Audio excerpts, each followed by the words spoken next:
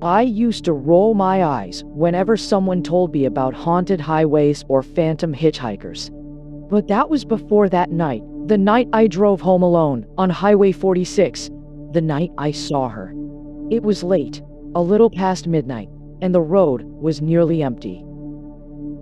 I had been visiting a friend in a small town 2 hours away, and though she offered me her couch, I wanted my own bed. The problem was, once you leave the glow of the town behind, Highway 46 turns into one long, winding stretch of darkness. No houses, no gas stations. Just trees pressing in on both sides, their branches arching over the asphalt like they're trying to trap you beneath them. I kept my hands tight on the wheel, music low, headlights carving out a narrow tunnel in the blackness. Every so often, I'd catch my own reflection in the rearview mirror, pale and serious, as if even I didn't recognize myself. The longer I drove, the more that silence pressed in on me, the kind of silence that feels alive, like it's waiting for something. I remember checking the clock. 12:47 a.m. My eyelids felt heavy, so I rolled down the window, hoping the cold air would wake me. That's when I saw her. It was just a shape in the distance, a blur at the edge of my headlights. I slowed instinctively, leaning forward, trying to make sense of it. Then the figure took form. A young woman standing by the roadside, one hand raised as if she were asking for a ride. She wore a pale dress that shimmered strangely in the light, and her hair hung in loose strands around her face. I should have driven past. God, I know I should have. Every warning my mother ever gave me about strangers flashed through my mind. But something about her stopped me. Maybe it was the way she looked, lost, vulnerable, barefoot on the freezing asphalt. Or maybe it was guilt.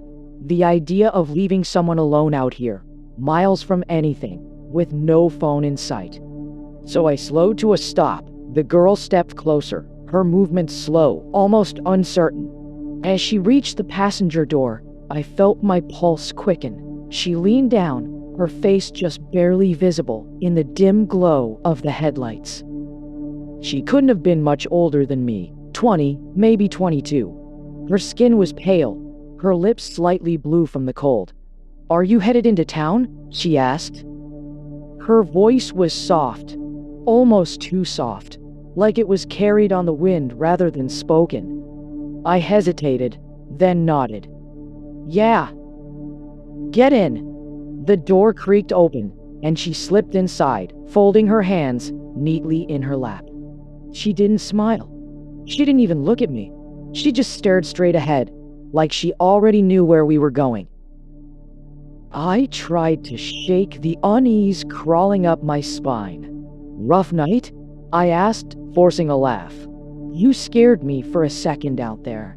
She turned her head slowly, meeting my eyes with a gaze that was strange, not threatening, not sad, just distant. "People don't usually stop," she said. Something in the way she said it made me grip the wheel tighter. We drove in silence for a while, the only sound the hum of the tires against the cracked pavement.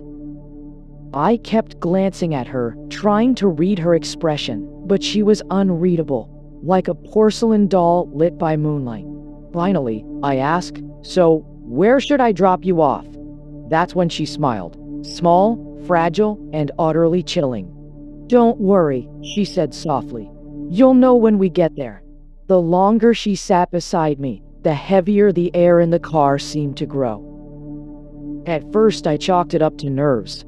I mean, here I was, alone in the middle of nowhere, giving a ride to a stranger I'd picked up in the dead of night. But there was something else, something that made my skin prickle as though the temperature had dropped 10 degrees the moment she closed the door. She still hadn't told me where she was going. She just sat there, hands folded, staring out the windshield, as if the road belonged to her. "So, I said after a moment, my voice too loud against the silence. "Were you at a party or something?"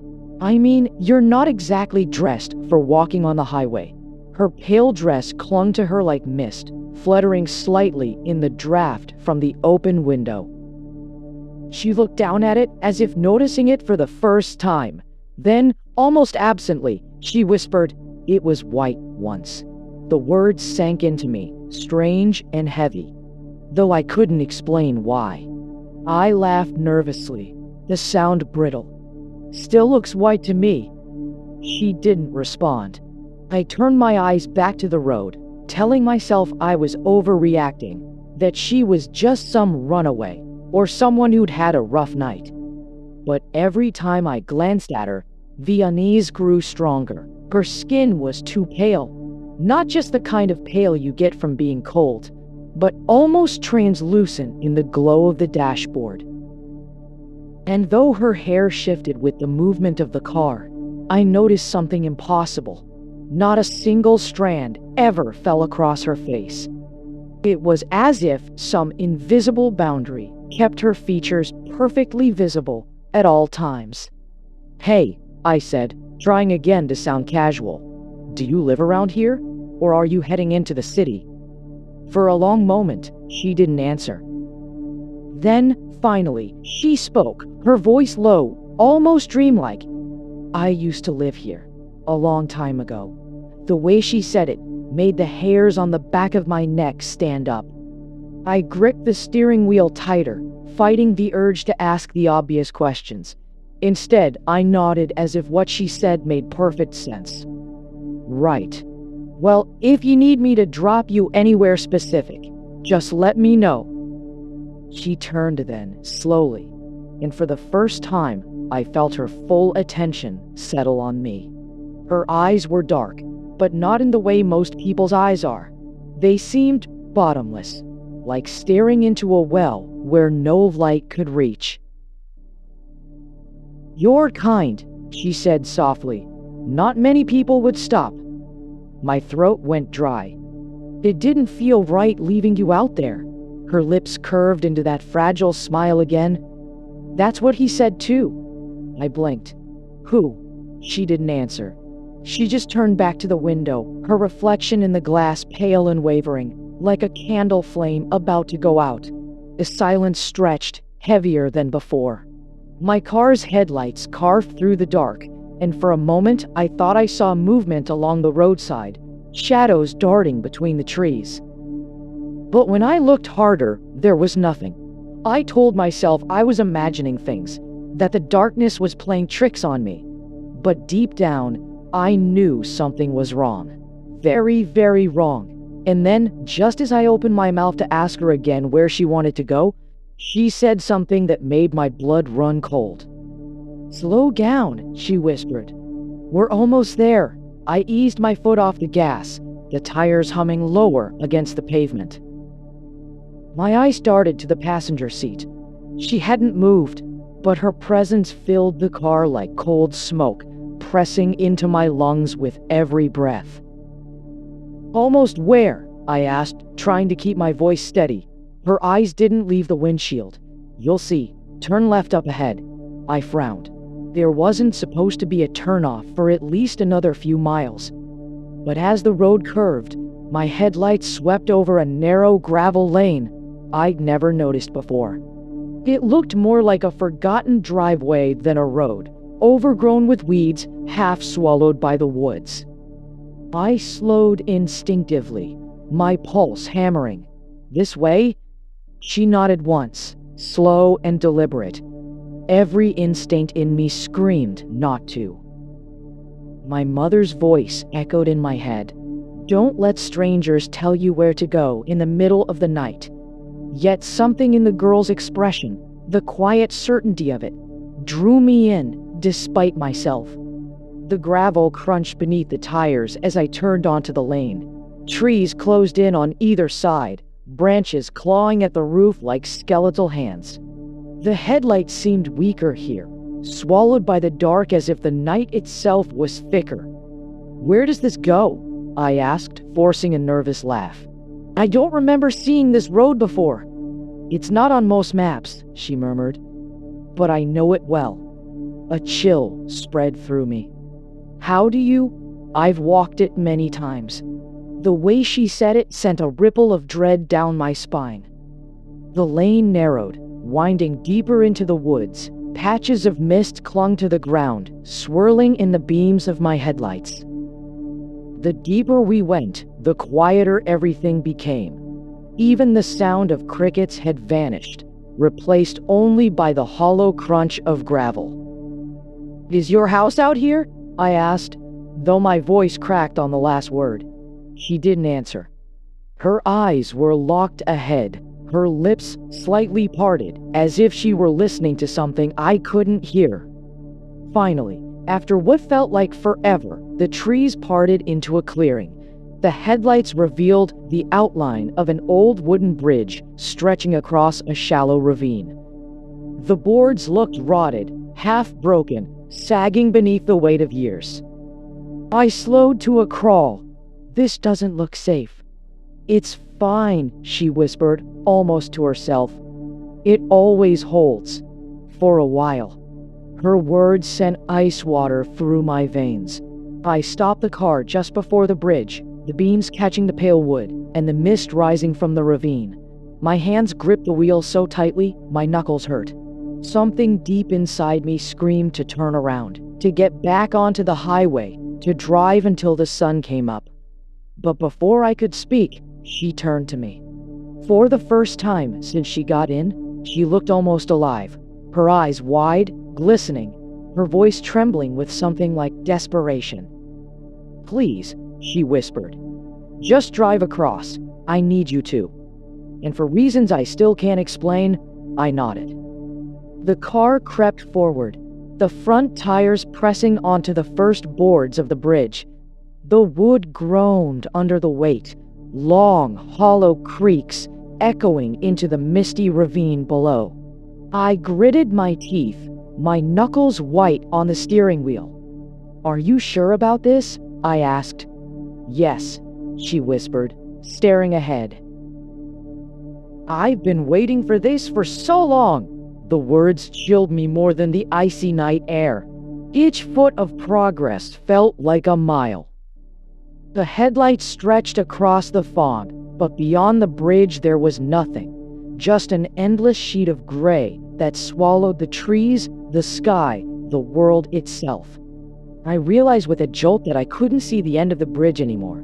My breath came faster, fogging the inside of the windshield. The car creaked onward, every plank beneath us protesting. Then, suddenly, the girl spoke again, her voice sharp this time, urgent. "Stop!" I slammed on the brakes. The car jolted, tires squealing against damp wood. The girl turned to me slowly. Her expression was no longer fragile or distant. It was sorrowful, heavy with something I couldn't name. "This is where it happened," she said softly. "What happened?" My voice cracked, though I already felt the answer clawing at the back of my mind. Her eyes shimmered in the dim glow of the dashboard. "I was right here, on this bridge. He stopped for me, just like you did. He promised to get me home safe." The mist thickened around us, curling into the car through cracks I hadn't noticed before. My skin went clammy, my breath shallow. "What are you talking about?" I whispered. She lifted a trembling hand and pressed her palm against the glass of the passenger window. The faintest smudge of condensation bloomed beneath her touch, though the skin of her hand looked impossibly pale, almost transparent. "We never made it across," she said. The boards gave way. The car, it fell. My stomach dropped. I looked out into the fog, imagining the plunge into the ravine, the crunch of metal, the splash of water. "And you?" I couldn't finish. She turned her eyes back to me, and for the first time, I saw them clearly. They weren't just dark. They were filled with something endless, something that stretched far beyond this world. "I didn't make it out," she said. Her voice was calm, almost peaceful now. "But I still wait. I wait for someone kind enough to stop, to listen, to carry me home." The temperature inside the car plummeted. My breath came out in white puffs. The steering wheel burned cold beneath my fingers. I don't understand," I whispered. Her lips curved into that same fragile smile, though now it seemed full of sorrow. "You already do," she said, and then she vanished. 1 second she was sitting there, her pale hands folded neatly in her lap. The seat was empty. The seatbelt still buckled as though she'd never been there at all. The silence that followed was deafening. I sat frozen, staring at the empty seat, the fog swirling thicker through the open space where she had been. My heart slammed against my ribs. My throat was dry. Then the bridge groaned louder than ever, a thunderous crack splitting the night. My headlights flickered, illuminating the boards ahead as they sagged and split. I didn't think. I just slammed the car into reverse, tires screeching, the engine roaring as I backed up faster than I thought possible. The car skidded onto the gravel lane just as part of the bridge collapsed, the sound of splintering wood echoing like a gunshot in the fog. My headlights caught the empty space where the boards had fallen away, revealing only mist and darkness below. Breathless, shaking, I sat there in the silence, my chest heaving. The passenger seat was still empty, but the faintest trace of her remained.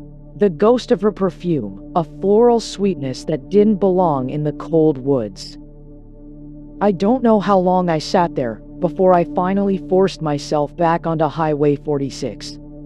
The road stretched endlessly ahead, but I never looked at another turnoff, never slowed for another figure on the roadside. When I finally reached the city limits, dawn was breaking, the sky painted in shades of pale blue and gray.